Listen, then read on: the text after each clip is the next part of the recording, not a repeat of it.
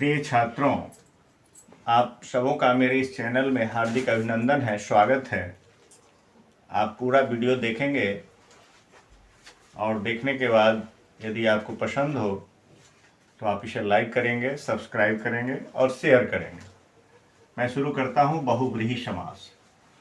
बहुव्रीहि, इसकी परिभाषा है अन्य पदार्थ प्रधानो बहुव्रीहि, अर्थात जिस समास में समस्यमान जितने भी घटक पद हैं उसके, उनमें से किसी का अर्थ प्रधान न होकर अन्य पद का अर्थ प्रधान हो तो वह बहुव्रीहि समास कहलाता है ना। जितने भी पद हैं,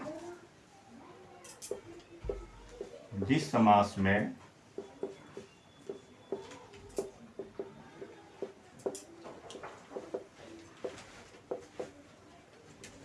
समस्यमान घटक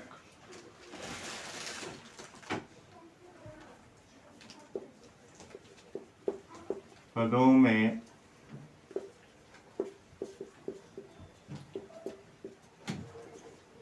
किसी पद का अर्थ प्रधान न होकर अन्य पद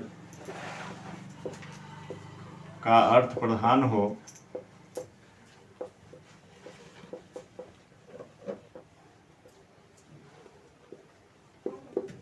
उसे बहुव्रीहि समास कहते हैं।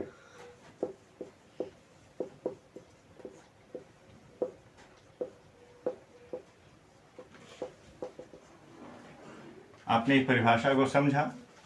अब जैसे मान लीजिए आप लिखते हैं पीताम्बर, तो इसका हम विग्रह करते हैं पीतम अंबरम जस्य स। इतना विग्रह है पीतम अंबरम जस्य स। स माने वह, पीला है वस्त्र जिनका वह, अर्थात विष्णु।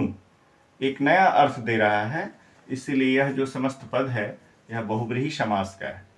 इस समास में क्या होता है, आपने देखा यहाँ पर पीतम और अंबरम। ये अंबरम जो शब्द है यह विशेष्य है और यह विशेषण की ओर इंगित करता है ना। यह इसमें जो विशेष्य पद है किसी विशेषण की ओर करता है इंगित, यह पीतम। और यह जो पीतम का जो लिंग है यह अंबरम के अनुसार हुआ है। अंबरम नपुंसक है, इसलिए पीतम को भी नपुंसक बनाना पड़ा है। यह विशेष्य के अनुसार से यहाँ विशेषण ढलता है। पीतम अंबरम जस्य पीताम्बर। और ऐसे भी कहा जाता है कि जिस समास में आपको पहचान के लिए बता दें, यह, यम, एन, यस्मै, यस्मात्, यस्य और ये शाम, ऐसा जहां भी रहेगा आपको विग्रह में, समझ जाइएगा कि वह बहुव्रीहि है। विग्रह में इन पदों की स्थिति रहती है, ठीक है। यह, यम, येन, यस्मै, यस्मात्, यस्य, येषाम बहुव्रीहि कहा भी गया है कि इनकी स्थिति जहां भी आप दिखाई पड़ेगा, समझ जाइए कि वहां बहुव्रीहि समास है ना। यहाँ पर आपको यस्य दिख रहा है विग्रह में, तो ये आप समझ जाइए कि यहाँ बहुव्रीहि है, ठीक है। पीताम्बर, पीतम अंबरम जस्य। या फिर हम आपको लिखते हैं चक्रपाणि।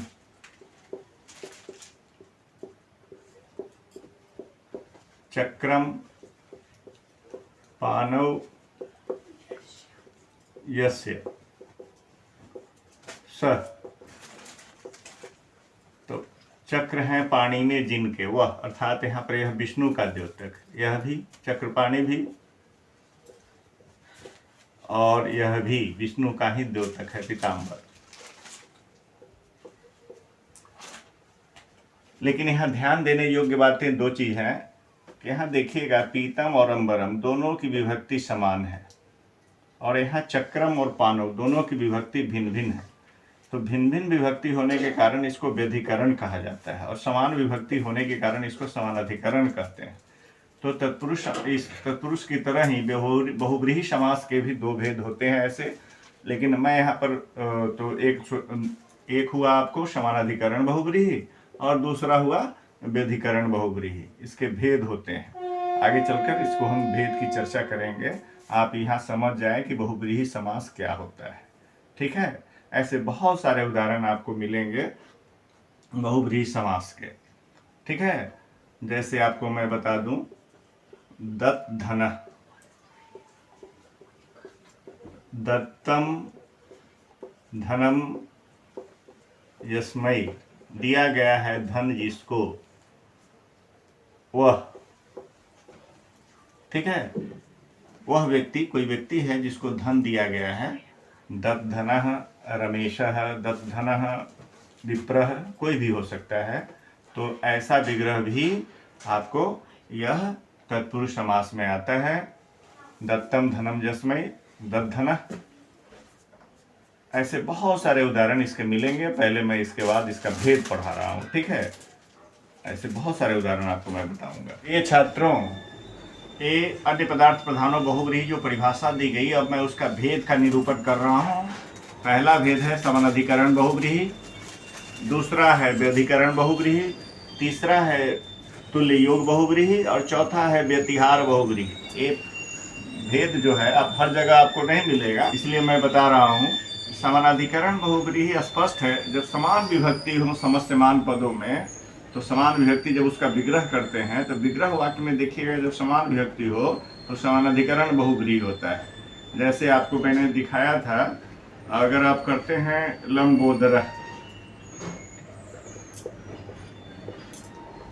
तो लंबोदर का जब विग्रह हम करते हैं तो होता है लंबम उदरम यस्य,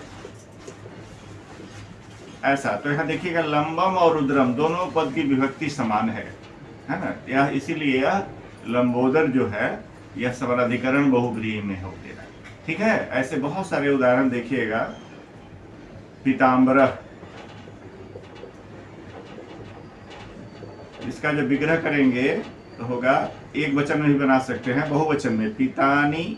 अब देखिए विशेषण को कैसे डिनोट करता है, अम्बरम था तो पीतम, अम्बरानी हो गया तो ये पितानी मैंने कर दिया, पितानी अम्बरानी यस्य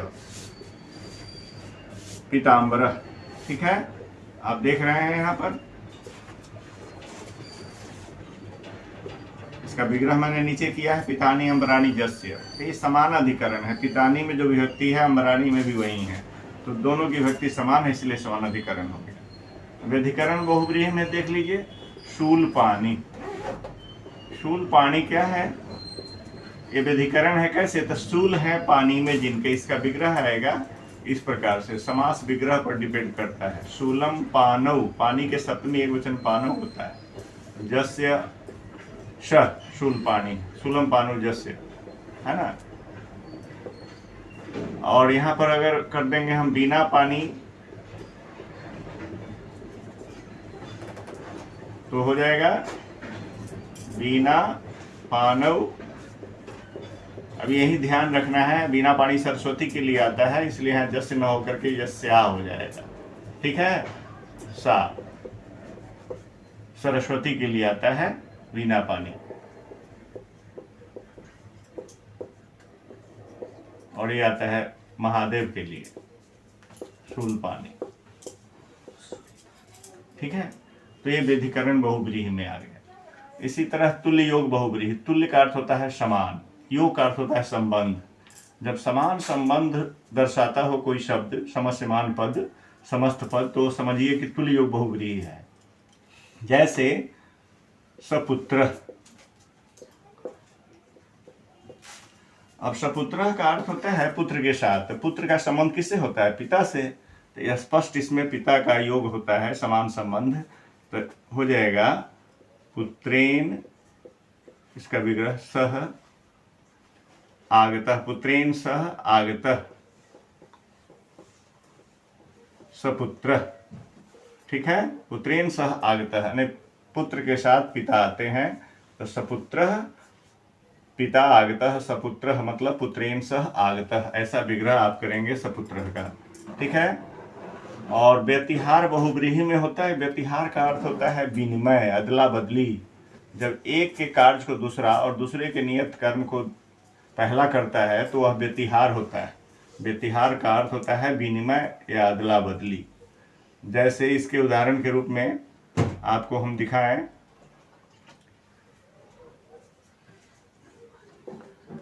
केसा केसी।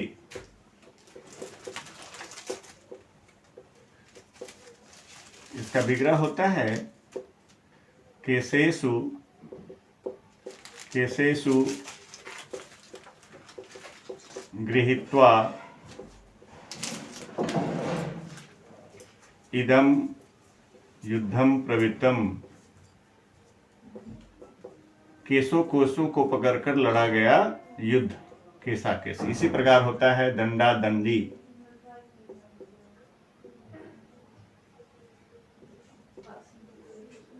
मुष्टा मुष्टि।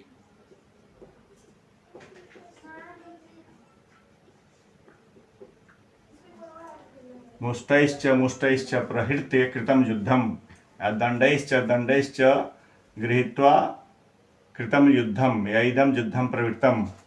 इस प्रकार ये समास व्यतिहार बहुव्रीहि में आते हैं। व्यतिहार बहुव्रीहि के उदाहरण है। ठीक है। और ये तुल्य योग बहुव्रीहि के, व्यधिकरण बहुव्रीहि के और ये समानाधिकरण बहुव्रीहि के उदाहरण है। इस प्रकार आप भेद, इसके 4 भेद होते हैं, आप समझ गए बहुव्रीहि समास के। अब अगले वीडियो में मैं विस्तृत रूप से समानाधिकरण बहुव्रीहि की चर्चा करूंगा और व्यधिकरण बहुव्रीहि की। मुख्य रूप से 2 बहुव्रीहि समास अधिकांश प्रचलित है 10वीं तक की कक्षाओं के लिए। इस पर मैं विशेष वीडियो आगे दूंगा। यहीं पर मैं अपनी वाणी को आज विराम देता हूं। धन्यवाद।